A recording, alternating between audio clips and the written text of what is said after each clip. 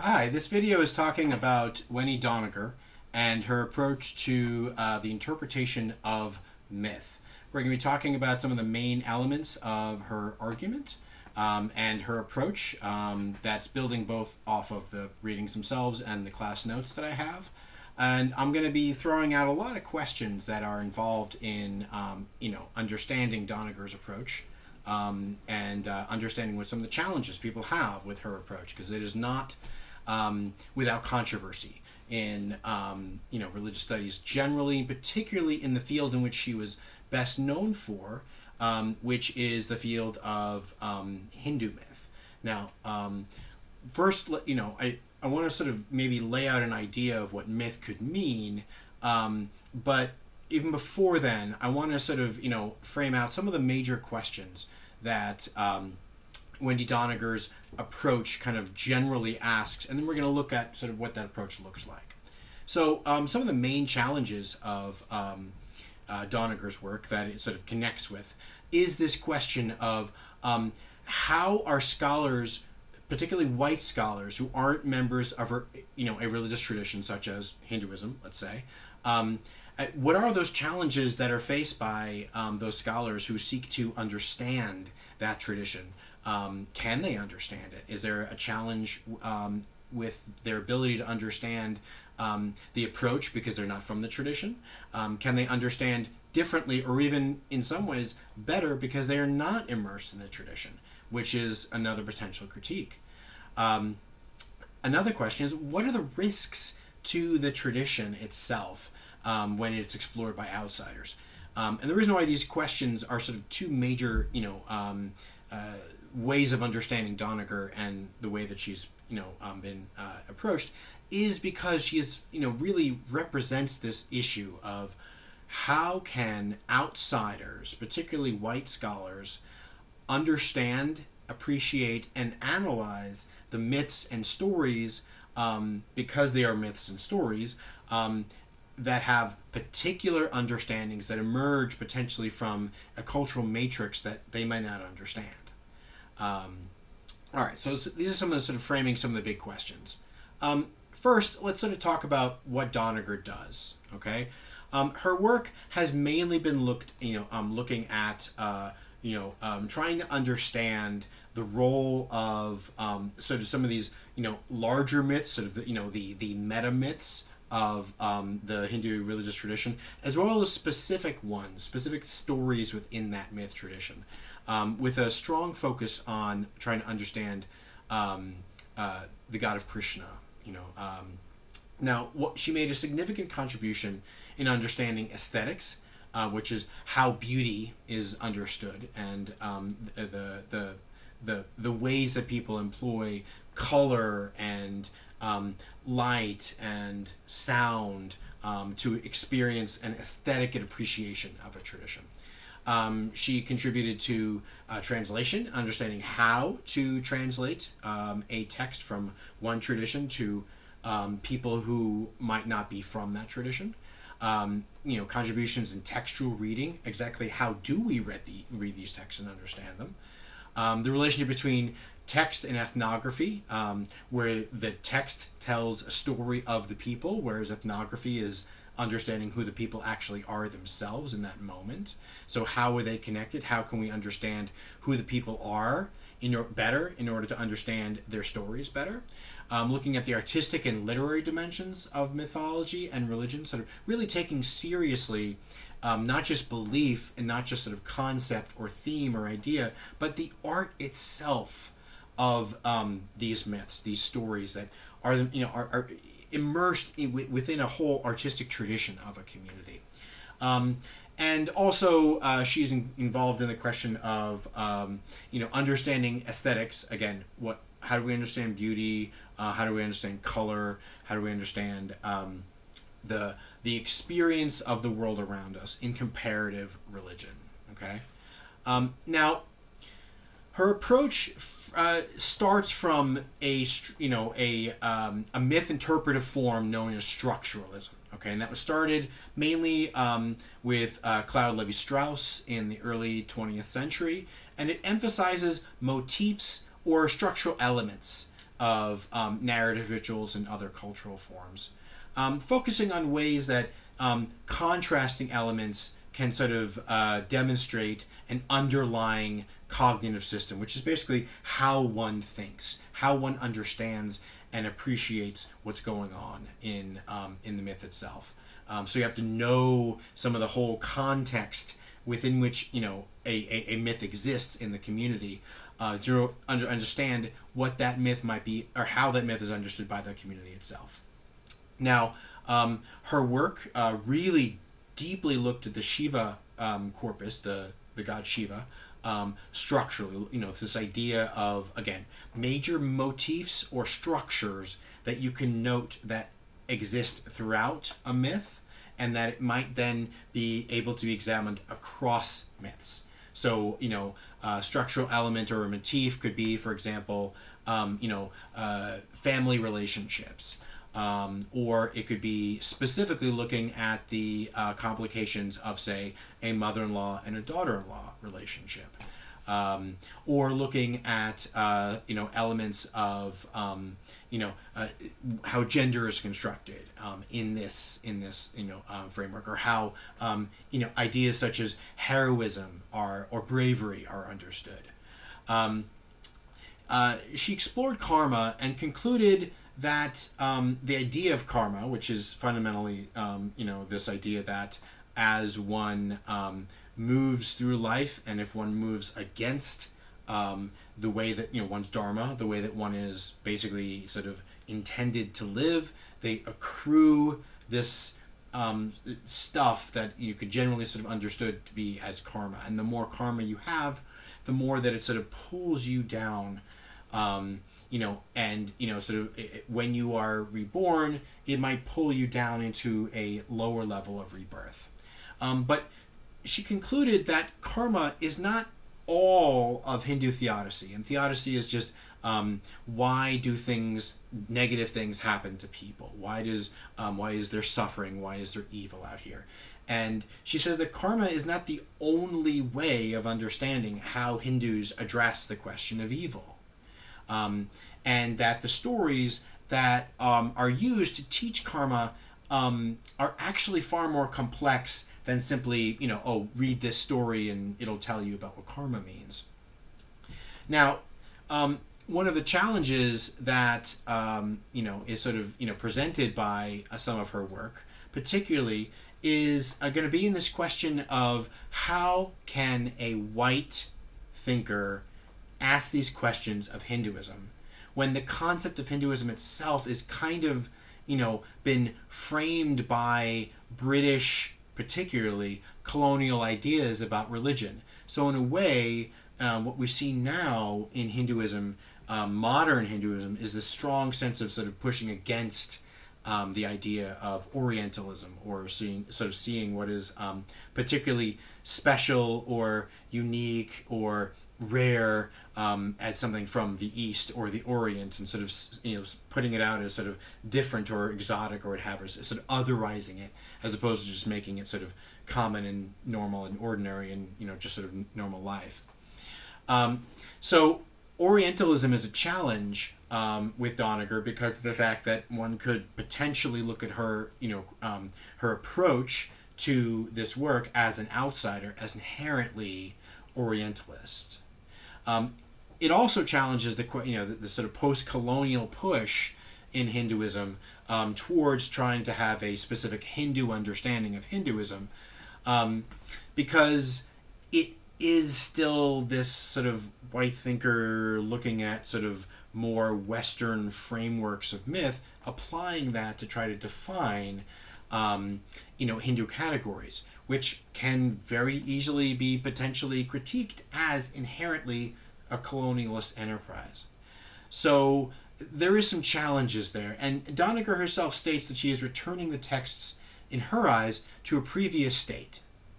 The previous state being the previous to where they are now, and all of the hundreds and thousands of years of sort of, ideas that have been built around their interpretation. But is she claiming that the mainstream perspective on the text is itself colonized? These are really interesting questions that we may not be able to answer. All right. So if we think about comparative structuralism, which is her idea of looking at, structural elements that exist within Hindu, specifically, stories about Shiva, Hindu scriptures and myth, and looking at them through both, Western ideas of structuralism, but also Western myths themselves. Okay, so she's trying to see if you can compare the myth ideas and structures of one tradition with that of another using the sort of the structuralist comparative approach. It doesn't foreground Western views. In fact, it actually forces Western ideas to be read through Indian lenses. That's her argument, and allows the Hindu concepts to be understood as universal human concerns, which is a place usually reserved for Western ideas and thinkers. So in a way, she's actually saying that we need to, see Hinduism and Hindu scripture, particularly the Mahabharata and the Ramayana, as the sort of as just as universal or presenting universal themes and ideas as one could see in the scriptures of any other tradition, the myths of any other tradition. So she's trying to say that in actuality, Hinduism can be seen as universally human as any other tradition. So she's trying to push back against the idea of sort of the otherizing of Hindu scripture and saying it's out there, no one can can explore it, no one can analyze it, unless they understand it themselves. That there are these universal elements that exist that cut across these myths and these traditions. Now her toolbox, in other people's myths and that book, she emphasizes using multiple perspectives to explore multiple myths, as opposed to just one method for one culture's myth and an entirely different one for another's. So this is sort of playing with this idea of the lenses that she applies, this sort of her lens model for for structural analysis, looking at the microscope versus the telescope. So the microscope is looking at the particularities of the story itself, the individual experience of the story, whereas the telescope is saying much broadly, the sort of the wider questions of the myth. Is it tackling are there elements of it that connected to much broader ideas of myth? So this would be seen as, in the implied spider, she breaks this apart and talks about this as the micro myth, which is sort of the essential story itself, the individual, the experience of it, and then versus the macro myth, which is the telescope approach, which is all versions of a particular story. Now, this comparative work doesn't need to be ahistorical. It means that you can actually look in the context of what an idea or a macro sort of myth approach, what that would look like historically, as well as just if we look at the stories as stories themselves. So if it's ahistorical, then we say that the story exists outside of any context of when it was built or when it was written, whereas if it's understood as historical, then it's understood as within an entire context and a structure in which it was actually presented. So again, she's saying it doesn't need to be seen as ahistorical. In fact, it needs to be any analysis we have, any comparative work we have for, looking at, for example, stories of, Shiva and Shiva's birth, to compare that to Jesus and Jesus's birth. These stories need to actually emerge from sort of actual human experience of the stories themselves, as these are lived stories. So Doniger asks a number of questions, particularly around issues of gender and identity. So she asks questions of, for example, how can ancient texts answer if sexual identity is political? How can stories showing identity, how can stories show identities manipulated to gain or lose power? Okay. How is the bedroom a place where politics plays out? What does politics mean in this context? So she's, looking at this idea of, that inherently the question of gender in a story is not just sort of there. It plays a role in how we understand the story and the power constructs of the story, how the stories, framework of power then imposes itself over time as other people engage with and read the story, what have you. Okay, so she's saying these issues are much broader and deeper. If identity is ontological, which means if somebody's identity is rooted in who they are fundamentally, then how does to be become negotiated through play and sex and masking, misdirection, hiding. Much of the sort of the games that are played, both within sexual politics generally, but also that are played within the myths that she's looking at. Because these myths play a great deal into questions of misdirection, hiding, masking, sort of seeing what's true and not true. Seeing what's one can be understood as sort of real versus the unreal. These are significant themes in Hindu mythology that she sort of not just plays out within the myths themselves, but then asks about for how we interpret for our current situation. Okay. Now, this also applies in how she translates and edits these works. So she has done a number of translations of Hindu work and has edited not just for an English-speaking audience, but also particularly for a Western sort of English-speaking audience. Now, how does Doniger's role as a scholar with a specific intent and focus shape how we receive these translations? How does her power in the field impact how we receive the tradition that she explores? Now, she chooses texts which are both readily available and ready for a reassessment, means that anyone can access these either online or through books or what have you. I, in fact, have 3 separate copies of the Mahabharata and 2 of the Ramayana myself from different translators. Okay, now she chooses these texts are available, but she also looks at lesser known, and in that idea, it's not just a reassessment, but to look at it at all and to assess it at all. So she's really trying to have some of these stories come out and actually be read, be engaged with. Which he thinks would be, better overall for understanding. Now, in The Implied Spider, Politics and Theology and Myth, she asks this question: what actually is myth itself? And she gives this answer. 1, it's a mixture of the cosmic and banal, which means that it's not just dealing with, questions of God and gods and the meaning of life and what have you, but it's also dealing with, small things, like petty things. Relationships between friends, conflicts between, coworkers, issues of love and, issues of the daily life, really, fundamentally. Okay, so myth has to be something that is both big, but also understandable and accessible because it is small and dealing with the actual life. Now, she says there's 2 different frameworks of it. There's the telescope, which is to see the meta myth, the much wider questions that this myth is engaging with, but also the microscope to see the particular, the particular movements of the story and the plot and characterization or whatever. There's a highly contextual framing and understanding of myth, but it's also comparable and commensurate across context, which means that she sees this as sort of a approach that recognizes that the context of one myth might be very different from the context of another, but it also recognizes that that context does not mean, or the difference in context doesn't mean we can't see them we can't compare them in any way whatsoever.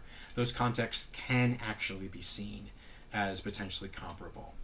Now, this employs radical shifts in perspective, so you're moving not just from what the story is traditionally interpreted and as the framing and the approach of the myth, but also the stories and the perspectives of other people in the myth who might the myth doesn't name, the myth doesn't allow to speak, but still have their voice heard, obviously.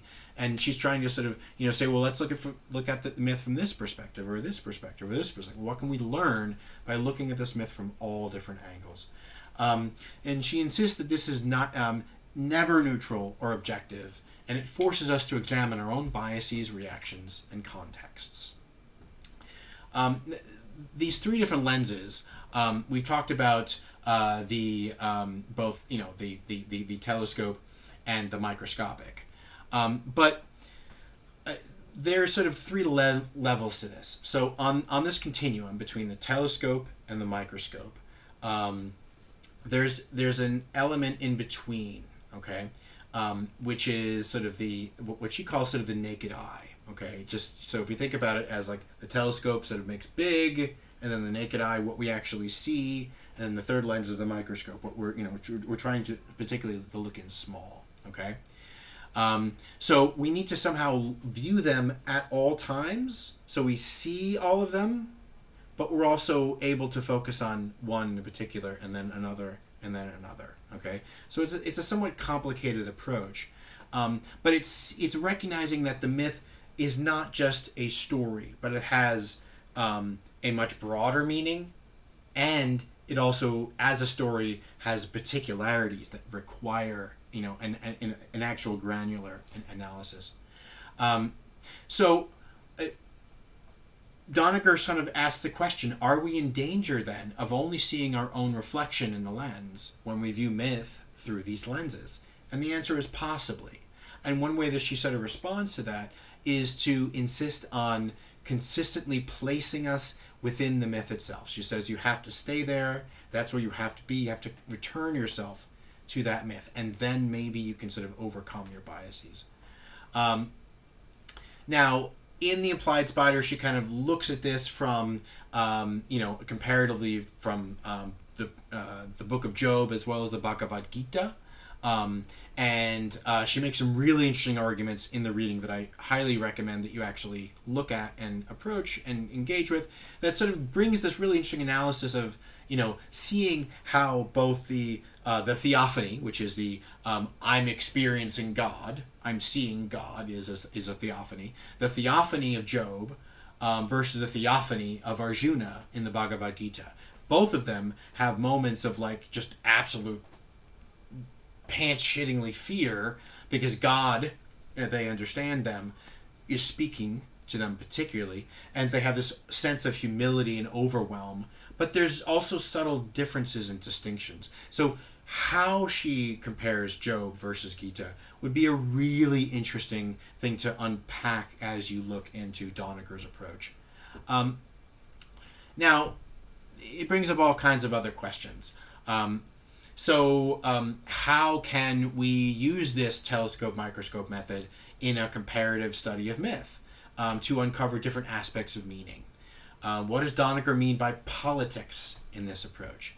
Her understanding of politics is not just sort of, partisan things, but politics are everything that deals with everyday life. So politics are, what you can eat, where you can shop, what you can wear, what you can call yourself, can you have children, what kind of relationships we have. This is politics as well. It's sort of all of the way that our world is framed and the laws and, ideas and rules that are built into that.